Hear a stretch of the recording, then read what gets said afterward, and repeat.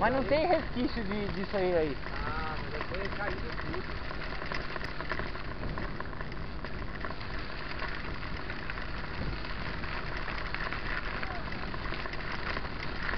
Aí você vê que bonito que é, bacana, né? Primeira vez eu... Ô louco, já? Você não entrou lá com a perna na água, pô? Dá uma refrescada. Aí, recanto de jaburu. Não é esse passarinho, ó. Depois o desenho tá errado.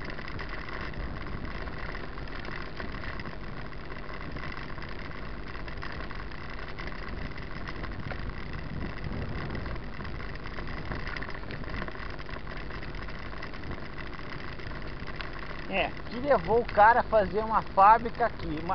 Bom, pedra e água, né? Pra girar o moinho, né? E areia, talvez, sei lá. Peste da praia. Um navio parado na frente,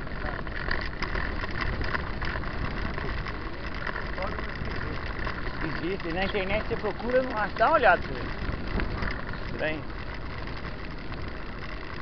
Porque se era óleo de baleia, precisava ter vindo de algum baleeiro. Já é já um negócio, já não era fácil na época.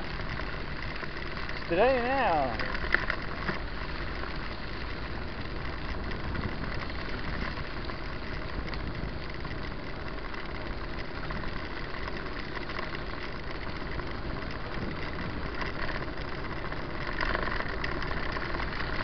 Só se a fábrica de vidro em outro lugar.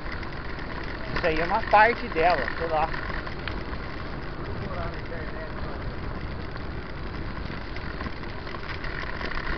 Estranho, né? O que ali também ia produzir o que ali? Estranho, né?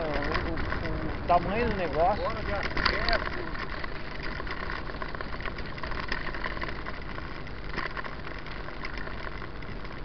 Aí, Gil, não quer levar essas pedras?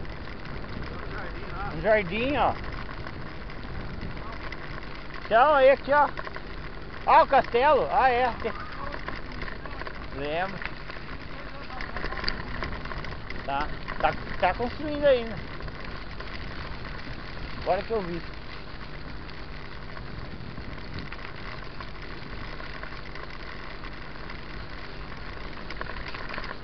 Naquela época a gente pedalava, Gil. Lembra? Ei, joia. Naquela época a gente pedalava.